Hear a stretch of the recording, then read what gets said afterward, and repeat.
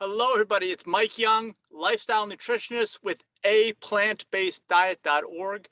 We are at chapter 41 now about addictions. Not exactly a happy chapter. I don't think anything with this chapter is going to be happy. But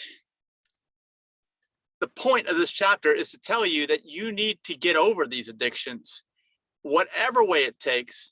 And it could be anything related to food, controlled substances, I guess substance abuse, or they're uncontrolled substances. I feel like alcohol is basically an uncontrolled substance. So is nicotine and tobacco, cigarettes, basically. To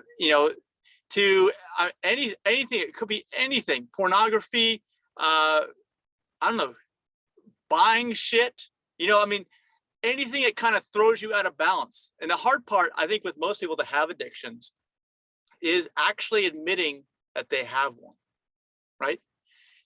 When's the last time you know somebody that you know is an alcoholic that you actually said, hey, I think you have a drinking problem. Let's go get you some help. And they were like, okay. Because everyone denies it. Like alcohol, for one, is just ubiquitous. It's literally everywhere. And everybody seems to be drinking it all the times, but they're like, oh, no, I'm not an alcoholic. But they're joking around like, yeah, I'm acting like an alcoholic, whatever. But the reality is that I say the majority of these people are alcoholics. My definition of addiction, I don't know what anybody else's definition is, but I'm just kind of paraphrasing and just kind of streaming of consciousness while I'm recording this video. It's basically anything that you just can't give up. And I'd say is done on pretty much a daily basis. And I don't mean like somebody saying, because all addicts are going to say, well, I can give it up, I just don't feel like it. No, that means you can't give it up. That's the exact problem I'm trying to describe. Like for alcohol, for instance, I'd say that most people who drink alcohol, unfortunately, are likely addicted to it. And, I stopped one time for 13 years just because I felt like, I'd grown up in being around people that were definitely fit my definition of being alcoholics, addicted to alcohol. And of course, none of them ever admitted it. And so I thought, well, as I became an adult and I was having life issues like everybody else does, I certainly don't want alcohol to play a role in giving me wisdom to determine how I proceed in my life, because that's part of the problem with alcohol. In many ways, it makes you invincible. It's almost like the definition of what happens when you drink something, right? So you're not going to be thinking straight. You're not going to be in the frame of mind when you can make good decisions. So I just stopped for 13 years. I didn't know if I would ever start again. But when I did stop, almost everybody around me said, well, you didn't have a drinking problem. Lots of people said this. And I think it's because I probably didn't, because I was able to give it up. So I showed that I was not in addiction, and I did this on my own without anybody asking. But also the other people who were concerned and said, like, you didn't need to do that. Why'd you do that? It's probably because they have an addiction of their own to alcohol. It's pervasive. It's everywhere. Like, it's all over society. It's not only like the big drugs of choice. Vices are alcohol, nicotine, and tobacco. Vaping is like now becoming one of those things. It's like everywhere. And then food is another addiction. Okay, just because something's legal or not regulated doesn't mean you can't be addicted to it. It could be anything. It doesn't have to be a certain thing that goes in your mouth, because most of the things I've named go in your mouth. Anything you listen to, anything that you watch, like I was saying, any of these things, you have to be able to give them up. Once your life is defined by that being like a daily thing, you need to start analyzing your life. If you are tracking your goals, if you're wondering about your life purpose, my guess is you're going to be a lot less prone to becoming addicted to something. Excuse me. So that's actually a benefit of working on your goals. I think if you're constantly working on your goals and you're constantly looking for that life purpose, now that I think about it, I think you're going to be a lot less inclined to become addicted to something. I think that most of the people, and please correct me if I'm wrong, let me know something in the comments here. Most of the people that are victims, I don't like to use that word victim. Most of the people that are controlled by addictions, because that's what happens. You lose control of your life. The addiction controls you. Those people have not been searching and practicing and writing down and refining and revising their goals, and probably don't have a life purpose, unless they think their life purpose is to get drunk every day. That's screwed up. It doesn't fit the definition of what a life purpose is, all right? So let me know if you've ever been addicted to something, if you don't mind sharing, and write it in the comments. I told you what, for me, the alcohol thing, and I still will have alcohol occasionally, although as the years go by, I learn more and more. Like, we've talked about here already in this book, this V-book, and we will going forward, that alcohol is a group 1 or class 1 carcinogen. It's the highest level cancer causer, in addition to being a massive addiction problem, a massive habit, bad habit, addiction, whatever you want to call it. I feel like addictions are probably bad habits. It's almost interchangeable. And it's something that, it causes cancer. It is high caloric density. We haven't even gotten into that one, right? You'd have trouble losing weight if you're constantly drinking alcohol. So it's a great cleaner though, but you don't want it to clean the inside of your body. You're a living organism. There's so many reasons why you don't. And it's also spoiled. All the alcoholic stuff is a spoiled version of the plant. Why don't you just eat the version of the plant that's not spoiled? But this is why this stuff is so deep. Most of this, again, is based on tradition. If you look at the United States anyway, like, I don't know, the corner bar, every restaurant has to be serving alcohol, but they don't, because Green Fair in Herndon doesn't. And we've talked about that before. They're setting the right example. But we need more people to do it. Right now, the peer pressure is still kind of patting you on the back for having your addiction in so many ways. So that needs to change. And I'd say that, I don't have all of the information in front of me, but I'd say, if your goal is to lead a quality life and a life of longevity, you want to avoid being addicted to just about anything. You want to try to keep working. It's a continual process. You'll never be perfect.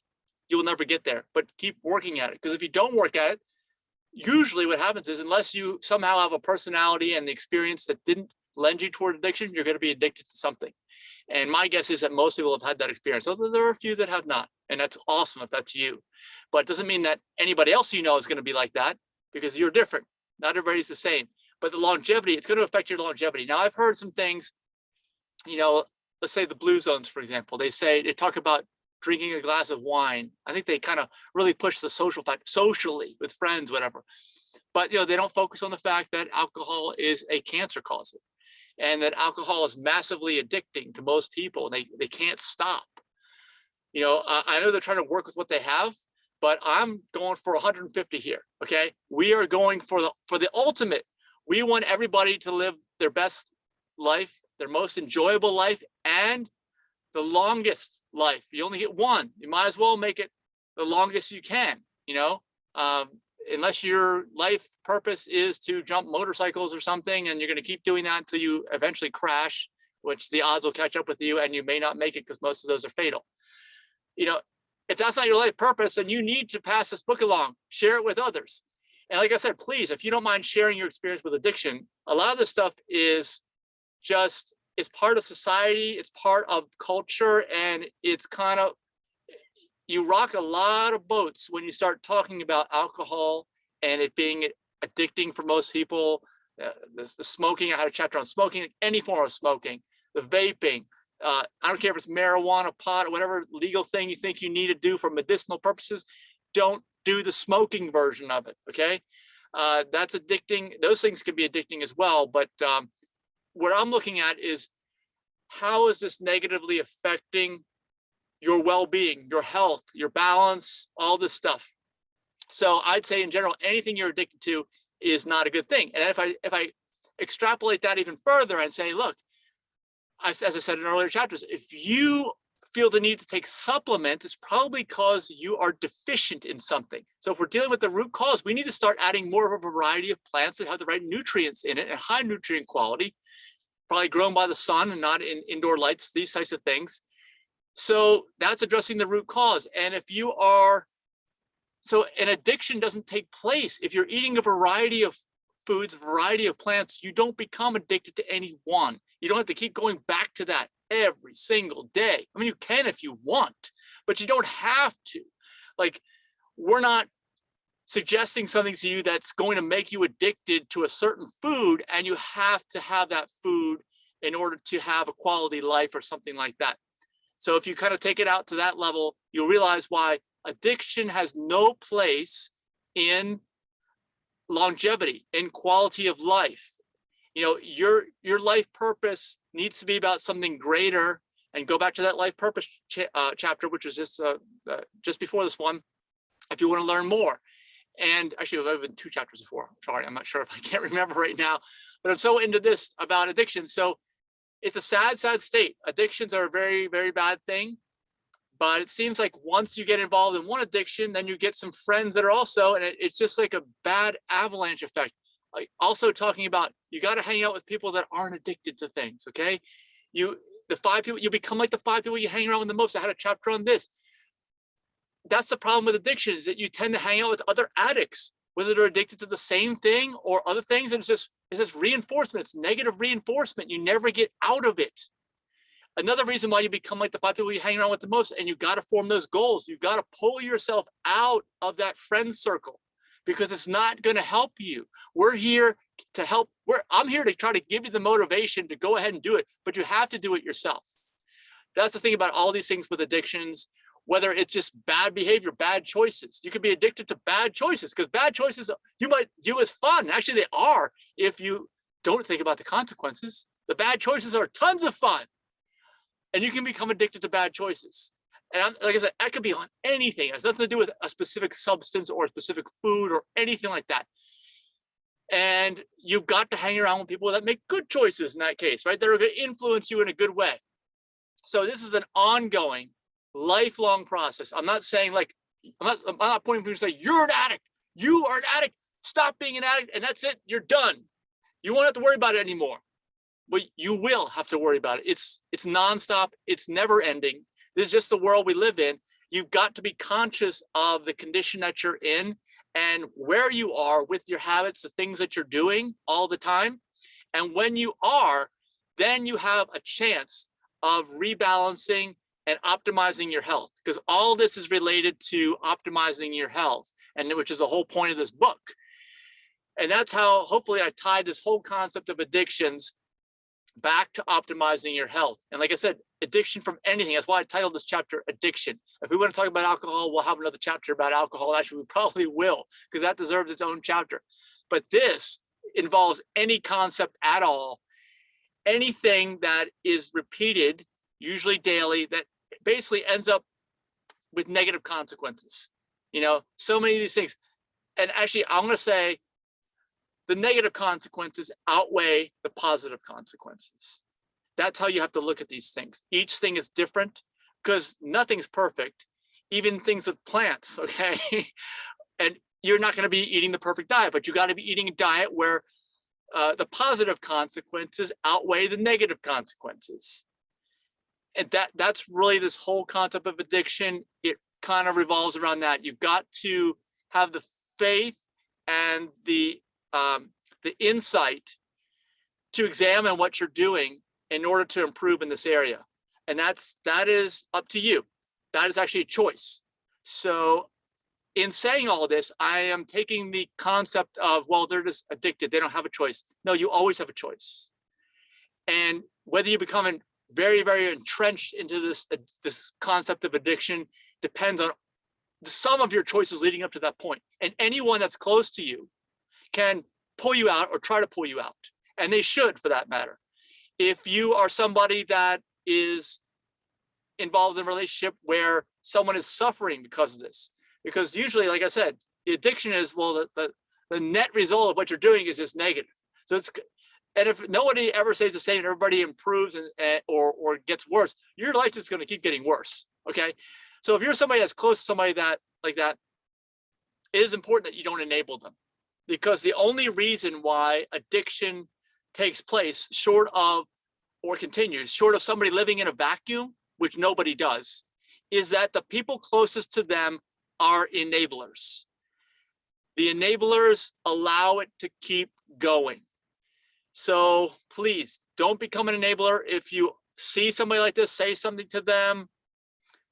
Everyone's going to benefit. Society's going to benefit. All the relationships will benefit. even though there's going to be that difficult part. That's why people don't like to seem to get involved, because there's always that friction when you're dealing with trying to remove the enabling from the person that has the addiction.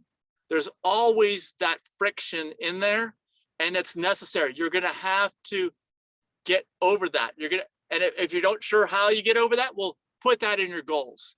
Think about your life purpose. These things need to be greater than some temporary uncomfortableness, because that's a lot. In a lot of the ways, that's what continues these addictions, and the enablers that support the people with addictions is we don't want to have to go through that temporary uncomfortableness. And actually, it's going to be more than temporary uncomfortableness. It's going to be a lifelong of uncomfortableness if I go there. I don't want to go there.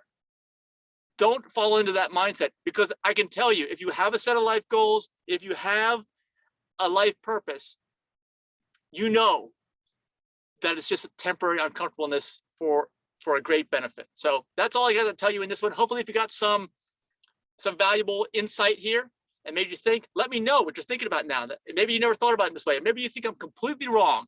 Either way, please let me know in the comments. I'd love to get your feedback, and maybe it'll inspire another chapter in the book. So please like the video. Again, if you got any kind of value out of it, and of course, subscribe, and I will see you in the next chapter. Bye-bye.